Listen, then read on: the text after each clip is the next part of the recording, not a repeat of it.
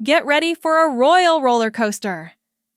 Edward VII, Britain's most charismatic king, lived a life packed with scandal, charm, and game-changing moves that shaped history. From secret affairs that rocked the palace to epic parties that defined an era, this king knew how to steal the spotlight. But there's more. He wasn't just a playboy.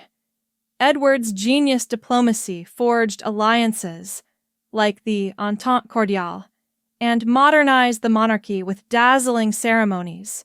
Curious about how one man balanced wild nights with world-changing decisions? Hit that subscribe button and dive into the jaw-dropping story of Edward VII, the peacemaker who ruled with swagger and left a legacy that still echoes today. Don't miss this. Let's unravel the drama, glamour, and power in this must-watch YouTube exclusive.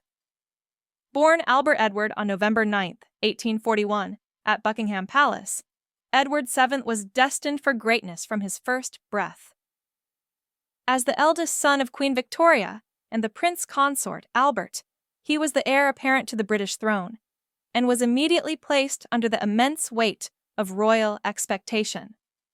From an early age, it was clear that Edward was no ordinary child.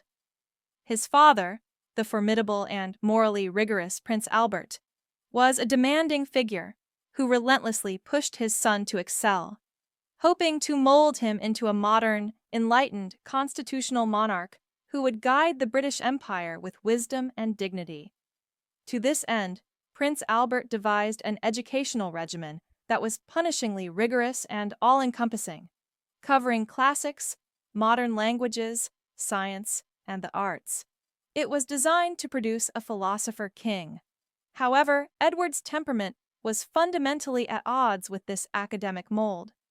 Unlike his brilliant elder sister, Princess Victoria, Vicky, who excelled in her studies and possessed a sharp intellect, Edward was a lackluster student.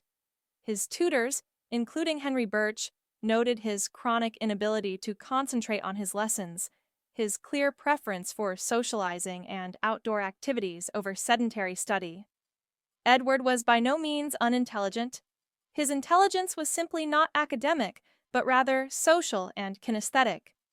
This profound mismatch led to a persistent feeling of inadequacy for the young prince, who had to contend with the burden of one day ruling one of the world's most powerful nations while constantly feeling like a disappointment to his parents, especially when compared to his gifted sister. Despite these academic shortcomings, Edward's charm and charisma were undeniable. He was immensely popular among his peers and possessed a natural genius for making friends and influencing people. These social skills would allow him to navigate the labyrinthine world of royalty and politics with an ease that belied his scholastic struggles. His formal education included stints at the University of Edinburgh, Christ Church at Oxford, and Trinity College at Cambridge, though he was never a regular student, but was instead accompanied by his own retinue and followed a curated curriculum. His greatest lessons, however, came not from textbooks, but from the world around him, from travel, observation, and human interaction. His innate wit, social acumen, and remarkable ability to win people over would prove to be his most crucial assets in his future role as King of Great Britain. The early years of Edward's life as the Prince of Wales were a mixture of public duties and private struggles. His first major public undertaking was a grand tour of North America in 1860. This tour was intended to broaden his understanding of the world beyond the British Empire, but it also served as a defining moment in his personal development. For the first time, he was free from the suffocating oversight of his parents and could be himself. His conduct throughout the tour was marked by his natural warmth, charisma, and an effortless ability to charm everyone he met. He captivated crowds with his jovial personality and self-assurance, a stark contrast to the reserved and formal demeanor expected of him by his family. In the United States, he met with President James Buchanan and sparked a public frenzy that came to be known as Birdie Mania. The tour was a resounding success on both diplomatic and personal levels, bolstering Edward's confidence and helping to shape his public persona. He had proven that he could be a tremendous asset to the crown, not through intellectual prowess, but through personal magnetism. Yet, while his public star was ascendant, his private life was becoming increasingly scandalous and morally complex. Edward quickly forged a reputation as an unbridled philanderer, plunging headlong into a multitude of illicit affairs that would persist and define much of his existence. In 1861, at the tender age of 19, during his military training at the Curragh camp in Ireland, he found himself entangled in a notorious scandal involving an actress named Nellie Clifton. This clandestine encounter occurred when his fellow officers, in a display of secret complicity, arranged to smuggle Clifton into his private quarters for a furtive tryst. Though meticulously planned to remain a secret, this incident swiftly became a clear harbinger, an early and undeniable premonition of the profligate and extravagant life Edward was destined to lead. When the inevitable news of this illicit liaison reached his parents, Prince Albert was not merely angered. He was profoundly horrified and felt deeply wounded on a moral level, consumed by fear of the irreparable damage this would inflict upon the monarchy's esteemed reputation and stability. He immediately embarked on a swift journey to Cambridge, where Edward was then studying, with the express purpose of directly confronting his son about his egregious misconduct. Tragically, that intense and tear-filled confrontation would be the very last time father and son ever had the chance to meet. Prince Albert, already in a state of delicate health and suffering from illness, took a protracted walk in the torrential rain with Edward while vehemently reprimanding him. This specific event, according to widespread belief and historical speculation, is thought to have exacerbated his already failing health, pushing him further towards the brink. A mere 2 weeks after that fateful encounter, Prince Albert succumbed to typhoid fever, leaving an unfillable void within the royal family. Queen Victoria, utterly shattered and heartbroken by the sudden and devastating loss of her beloved husband, unequivocally laid the blame for his tragic demise squarely at Edward's feet. In her letters, penned in the throes of her profound grief, she explicitly stated that the dreadful business with Nellie Clifton had truly broken Albert's heart. She subsequently retreated into a state of perpetual mourning, donning black attire for the remainder of her life, and never truly forgave her son for his perceived role in the tragedy. For the ensuing 4 decades, the relationship between mother and son remained intensely strained, riddled with deep rifts and persistent resentment.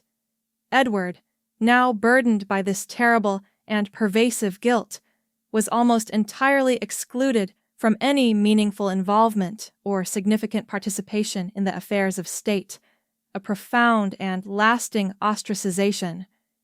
Despite the immense tension and profound estrangement between mother and son, the wheels of the monarchy and royal life itself had to continue turning according to established patterns and expectations. A suitable, strategically important marriage was meticulously arranged with the explicit purpose of stabilizing Edward and curbing his wild, unrestrained impulses. In 1863, he married the beautiful and elegant Princess Alexandra of Denmark. Alex, as she was affectionately known within inner circles, quickly proved herself to be an exceptionally graceful, intelligent, and unfailingly supportive wife, earning the deep affection of the British public not only for her radiant beauty, but also for her impeccable and refined sense of fashion. She stoically endured her husband's numerous public scandals with immense dignity and extraordinary resilience, though she was by no means ignorant of his persistent indiscretions. Their marriage, according to many contemporary accounts and historical analyses, was a relatively happy and deeply affectionate one, and they were blessed with 6 children: Albert Victor, George, who would later become King George V, Louise, Victoria, Maud, and Alexander John. However, their familial joy was tragically overshadowed by the heartbreaking death of their youngest son, Prince Alexander John, who passed away a mere 24 hours after his birth in 1871. This untimely loss was an immense shock and a devastating blow to the royal couple's spirits. Alexandra remained a devoted wife and mother, even as Edward's philandering and romantic escapades continued unabated. She frequently chose to look the other way, to maintain a dignified silence and endure silently, all to preserve familial harmony, dynastic stability, and especially the public image of the monarchy. Strictly barred by his mother from exercising any real political power or participating in national affairs, Edward resolutely decided to create his own court-in-waiting, an unofficial yet powerful center of influence and social gravity. He and Alexandra transformed Marlborough House, their London residence, into a glittering and vibrant hub of high society. The Marlborough House set comprised an exclusive circle of affluent aristocrats, powerful financiers, and prominent socialites, all of whom reveled in opulent parties, high-stakes gambling, lavish country house weekends, and intricate, secretive romantic intrigues. This vibrant milieu stood in complete and stark antithesis to Queen Victoria's somber, austere, and secluded court at Windsor and Osborne. Within this self-fashioned world, Edward was the undisputed leader, a groundbreaking trendsetter in fashion and lifestyle, and a living embodiment of luxury, extravagance, and the uninhibited enjoyment of life. King Edward's relationships with women were not merely fleeting dalliances. They were a defining feature of his life. He kept a long succession of mistresses, many of them married society women, in affairs that were often open secrets within elite circles. Perhaps his most famous liaison was a passionate, years-long relationship with the actress Lily Langtry, the celebrated Jersey Lily. Another prominent and long-standing affair was with Daisy Greville, Countess of Warwick. However, it was his relationship with Alice Keppel that truly defined his later years. Far more than a beautiful companion, Mrs. Keppel was a supremely tactful, intelligent, and discreet confidant who had a calming effect on the king's often volatile temperament.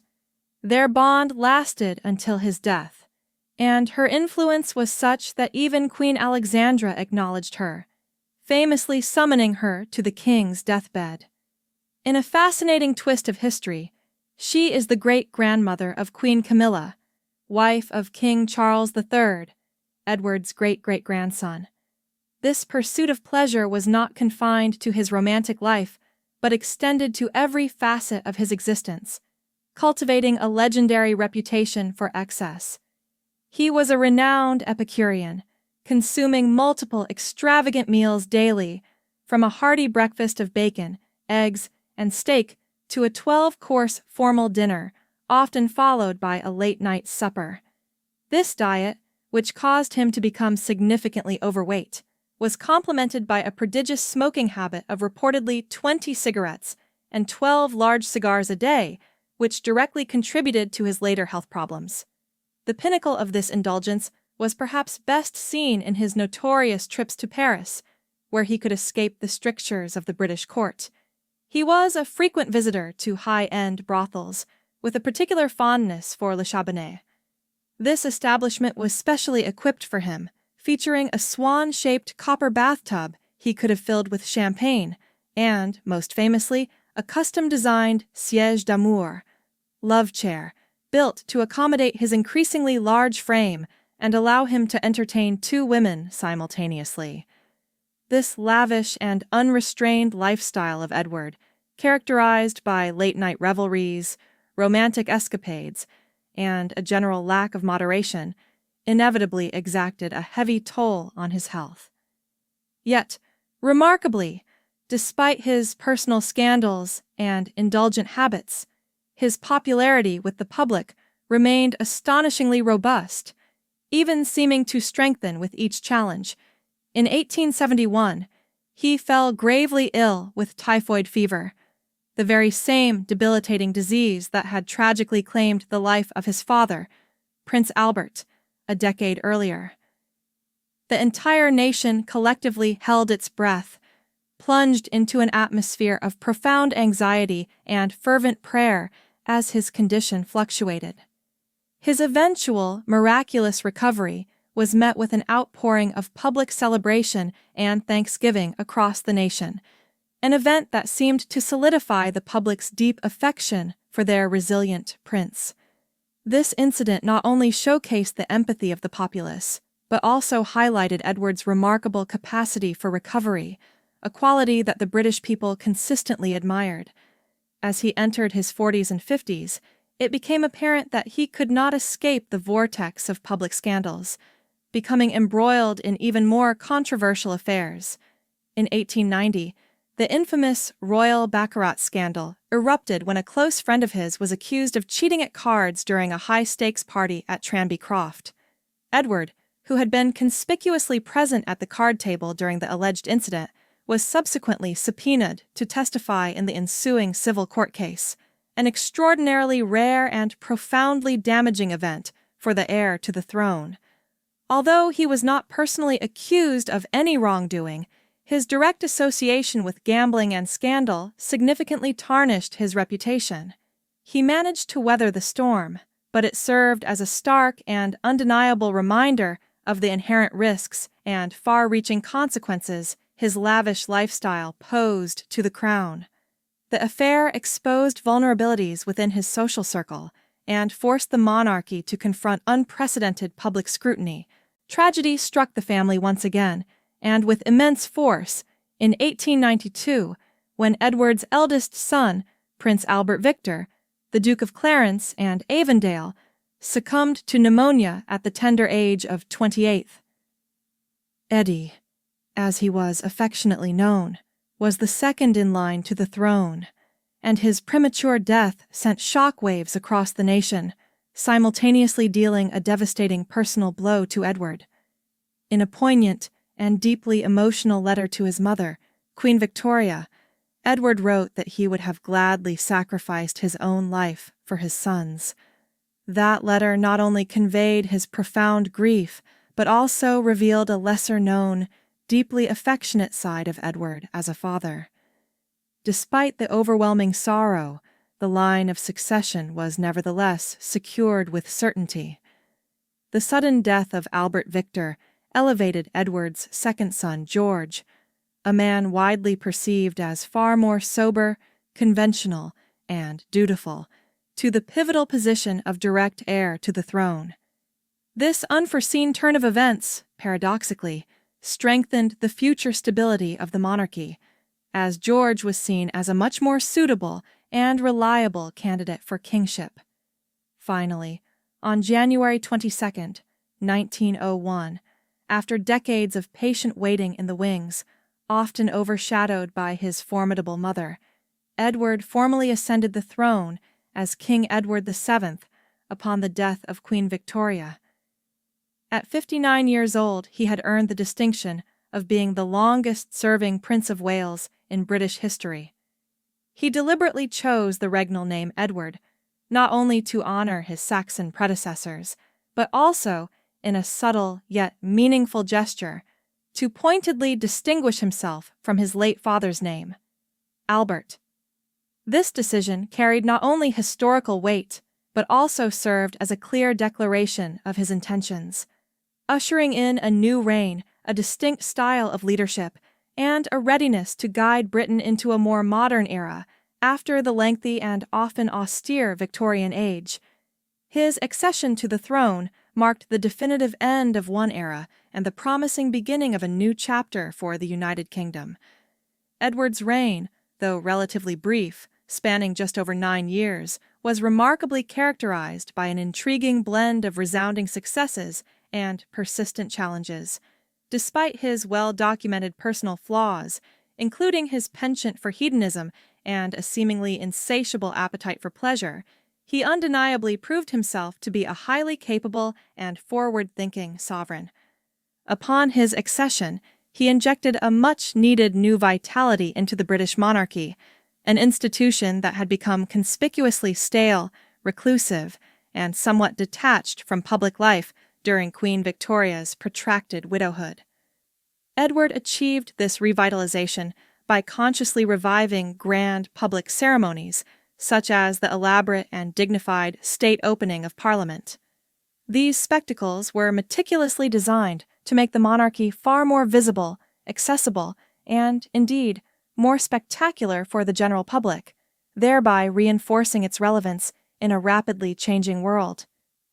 Beyond the ceremonial revitalization, Edward also played a pivotal and active role in military modernization, particularly in bolstering Britain's naval power.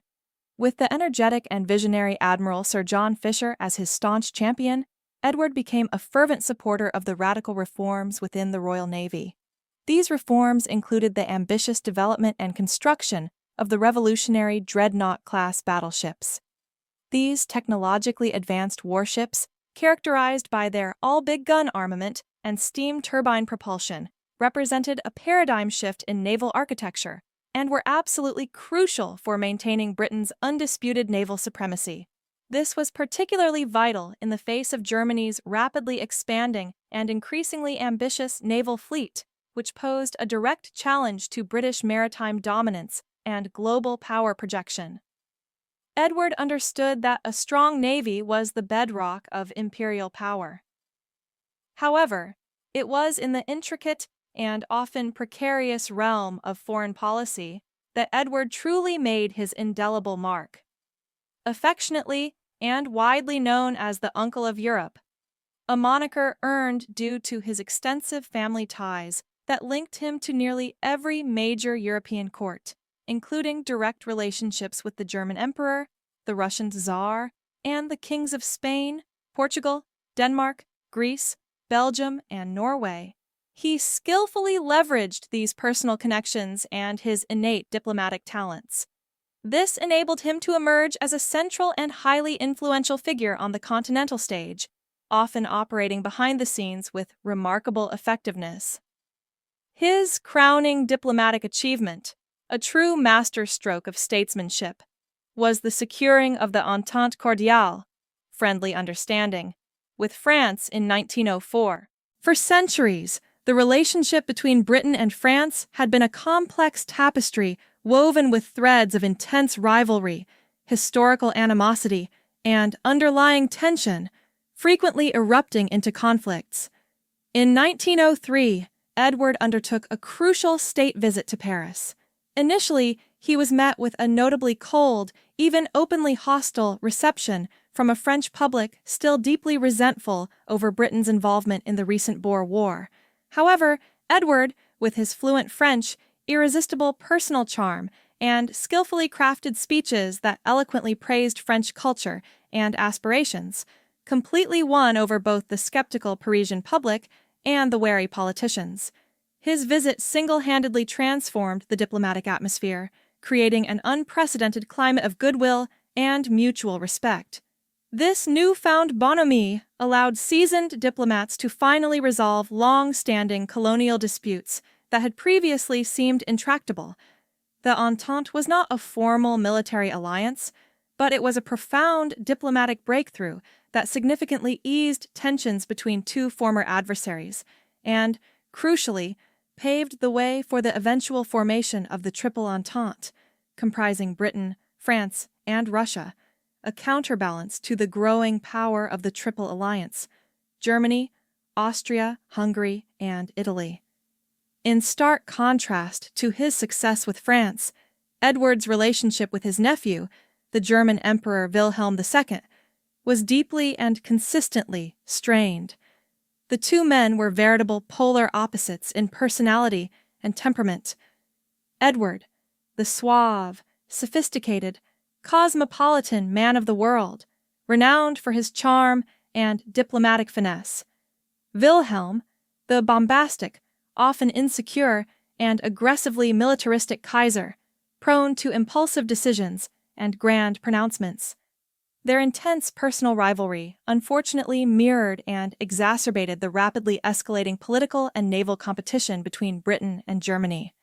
This toxic dynamic contributed significantly to the rising tensions across Europe, creating a powder keg of distrust and antagonism that would tragically culminate in the devastating outbreak of the First World War just 4 years after Edward's death.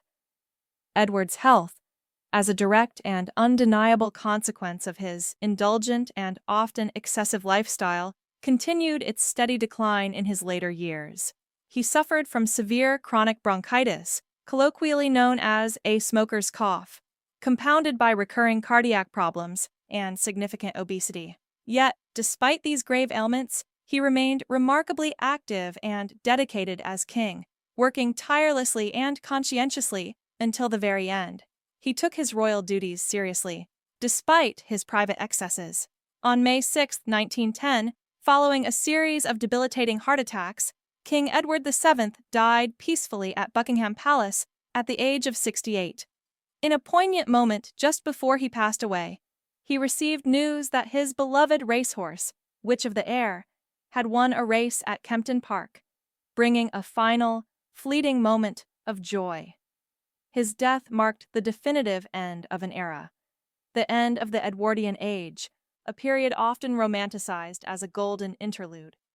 His funeral was a magnificent and awe-inspiring spectacle, famously dubbed the Parade of Kings, a solemn procession attended by an estimated over 400,000 mourners lining the streets, and, remarkably, 9 reigning European monarchs, the last truly grand gathering of European royalty before the cataclysm of World War I shattered their world, and, in many cases, their thrones. He was interred with full state honors at St. George's Chapel in Windsor Castle. Though his life was indeed filled with personal scandal and private indulgence, Edward VII is unequivocally remembered as a profoundly significant figure in British history. His reign, though relatively short at just over 9 years, had a lasting and transformative impact on both the monarchy and Britain's place in the world. He was, affectionately and aptly dubbed, Edward the Peacemaker, for his consistent and effective efforts to foster goodwill and understanding among the often fractious European powers. He was a truly complex man, a hedonist who lived a life of shocking excess and personal indulgence, yet who simultaneously possessed a shrewd political mind and diplomatic acumen that helped shape the future of Britain and Europe. His reign, often referred to as the Edwardian era, is frequently recalled with a sense of nostalgia as a golden, sunlit afternoon, a period of perceived peace and prosperity, before the long, dark night of the First World War. His personal flaws may have been substantial, but his unparalleled ability to skillfully navigate the complexities of international diplomacy and his success in modernizing the public face of the monarchy ensured his enduring place in history as a king who, against all odds and his own inclinations, ultimately proved to be a profound and impactful success. And that's all for today's video. Don't forget to leave a like, comment your thoughts, and subscribe so you'll always be in the loop. Thanks for watching.